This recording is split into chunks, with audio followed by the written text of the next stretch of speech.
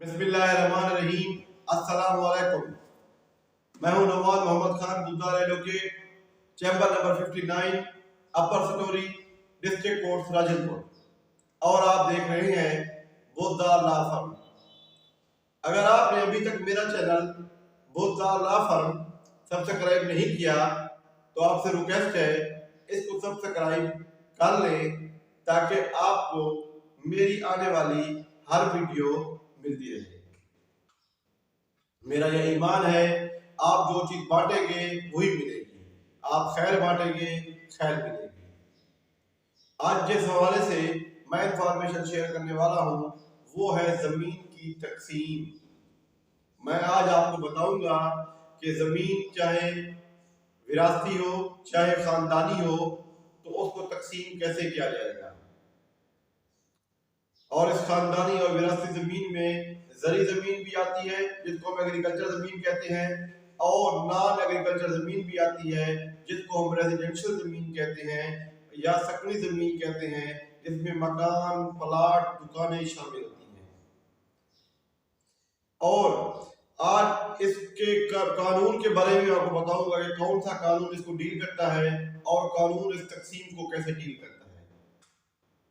मेरे पास एक कार है एक फैमिली की, उनका मौक़िफ़ ये था कि उनके वाले साहब जो है वो फौत हो गए और उनके फौत होने के बाद हमने अपनी तमाम वाले साहब की ज़मीन को तकसीम करना है। और इनका एक मौक़िफ़ ये भी था कि वाले साहब की ज़मीन से पहले हमारी तमाम जायदाद, चाहे वो ज़र्री थी चाहे वो नॉन एग्रीकल्चर थी, उसकी केयर टेक हमारा बड़ा भाई कर रहा था।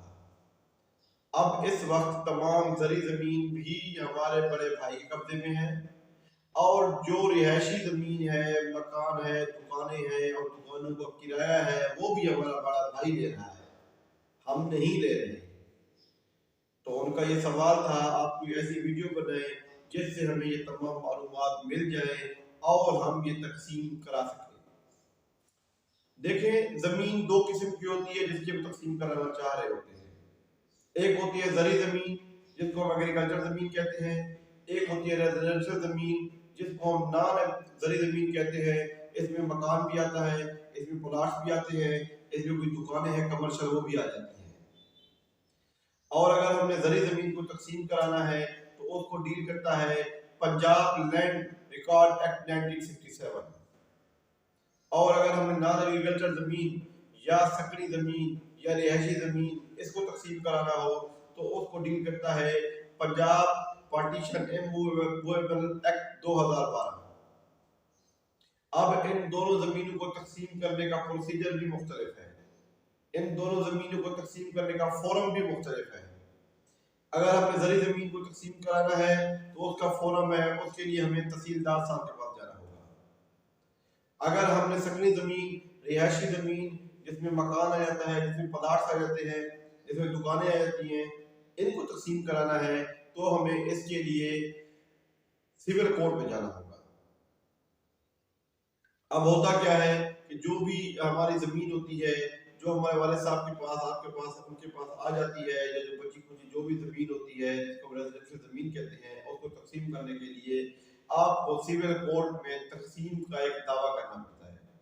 और वो दावा पंजाब पार्टीशन इमूवेबल एक्ट 2012 के सेक्शन 4 के तहत होता है।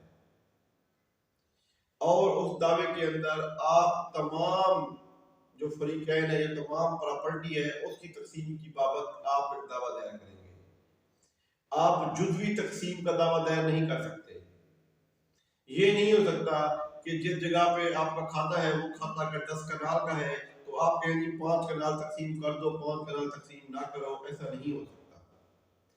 उस खाते के अंदर जितने भी लोग ओनर्स हैं, जितने भी लोग मालिक हैं, आपको अपने दावे के अंदर उन तमाम लोगों को एज ए डिफेंडेंट लिखना होगा। आप ये नहीं कह सकते कि जी 10 कनाल में से 5 कनाल तकसीम कर दो, 5 कनाल नहीं करनी। अगर आप इस तरह से दावा करेंगे कि उस खाते में से 5 कनाल या आधी या जुज़वी ज़मीन की तकसीम का दावा करेंगे तो वो अखराज हो जाएगा उस दावे का। अगर आप ये कहते हैं कि तकसीम हो तो जितने भी ओनर्स हैं उन तमाम को आप डिफेंडेंट के तौर पर रखेंगे, उनको हम मुद्दा अलहम कहते हैं। उन तमाम लोगों को अदालत की तरफ से एक नोटिस जाएगा और ये नोटिस जो है एक प्रोसेसिंग एजेंसी होती है अदालत के पास, वो प्रोवाइड करती है। उस नोटिस में लिखा होता है कि आप को फला डेट को फला अदालत के अंदर असहालतन या वकालतन पेश होकर आप मौक़िफ़ दें, ये जमीन तकसीम का केस अदालत में आया हुआ है और आपका इसके बारे में क्या मौक़िफ़ है।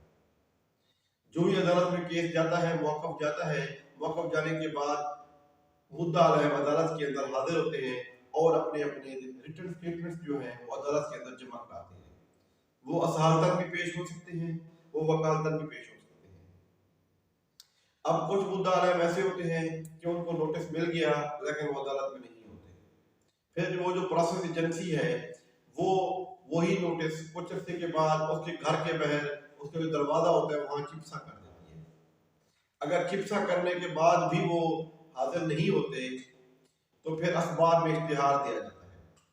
अगर अखबार इश्तिहार देने के बाद भी पार्टी को जवाब नहीं देती तो अदालत उसके खिलाफ एक्स पार्ट प्रोसीडिंग चलाकर एक्स पार्ट फैसला जो है वो डिग्री कर देती है। और अगर वो चाहे कि वो एक्स पार्ट को कैंसिल कराए तो विद इन 15 डेज वो अदालत में आकर अपना मौक़िफ़ देता है कि वो इस वजह से नहीं आ सका, तो मेहरबानी करके आप एक्स पार्ट को कैंसिल करें।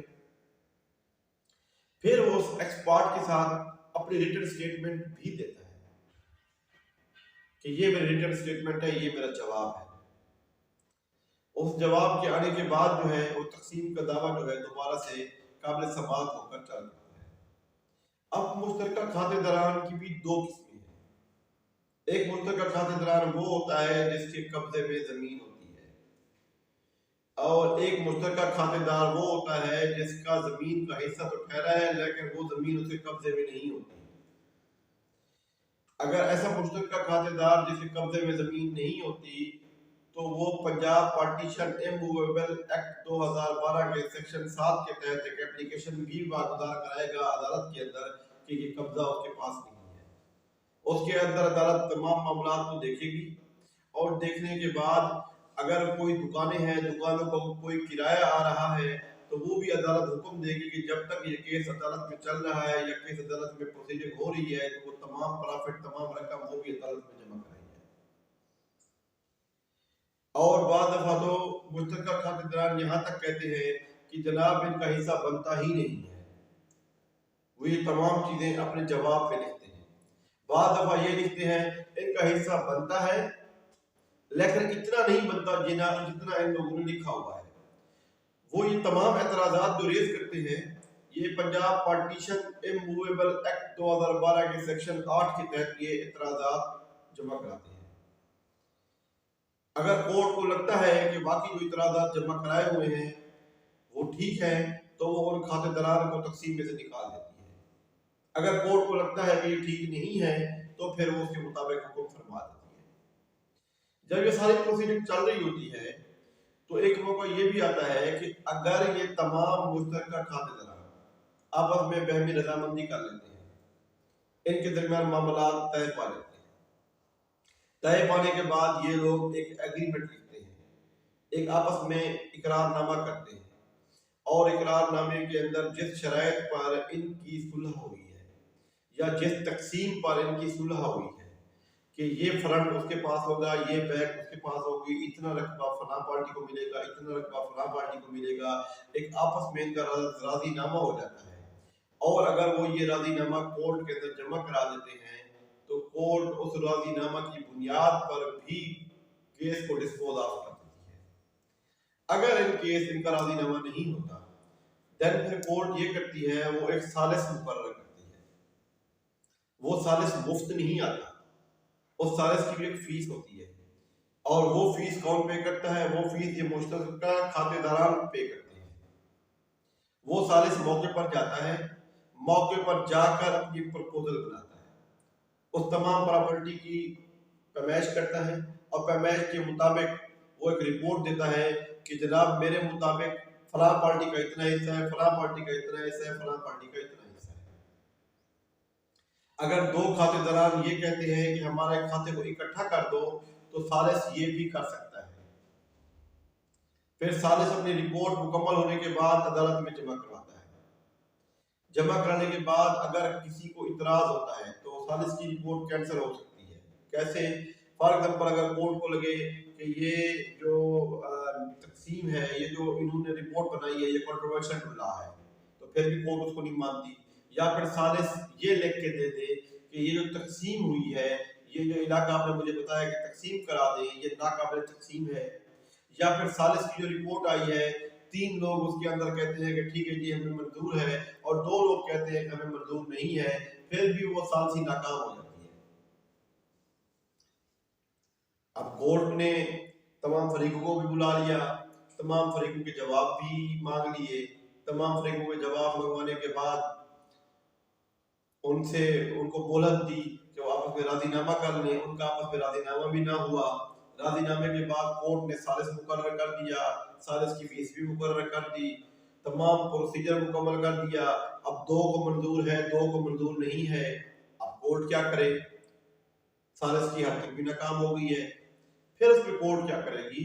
कोर्ट फिर इंटरनल ऑक्शंस की ऑप्शन रखेगी। इंटरनल ऑक्शन में क्या होगा कि इंटरनल ऑक्शन में कोर्ट तमाम पार्टीज को नोटिस देगी और एक डेट मुकर्रर कर देगी कि उसके अंदर हम इंटरनल ऑक्शंस करेंगे। अब इंटरनल ऑक्शन क्या होता है? अब इंटरनल ऑक्शन ये होता है कि जितने भी खातेदारान हैं उनके दरमियान में उस जमीन की नीलामी होगी। नीलामी में तमाम खातेदारान उसकी कीमत लगाएंगे। कीमत लगाने के बाद जो बंदा खातेदारान में उस इंटरनल ऑक्शन के अंदर सबसे ज्यादा बोली होगी, वो बंदा वो जता लेगा। लेकिन इंटरनल ऑक्शन भी बाद दफा जो है वो नाकाम हो जाती है। बाद दफा कुछ खातेदारान उस इंटरनल ऑक्शन में आते ही नहीं है। जब वो नहीं आते तो इंटरनल ऑक्शन की बोली होती नहीं है। जब नहीं होती तो इंटरनल ऑक्शन जो फेल हो जाती है। अब फिर अदालत क्या करती है? अब अदालत के पास आखिरी जो चारागाह होता है वो ये होता है कि वो ओपन ऑक्शन करवाती है। ओपन ऑक्शन का मतलब होता है कि ओपन नीलामी।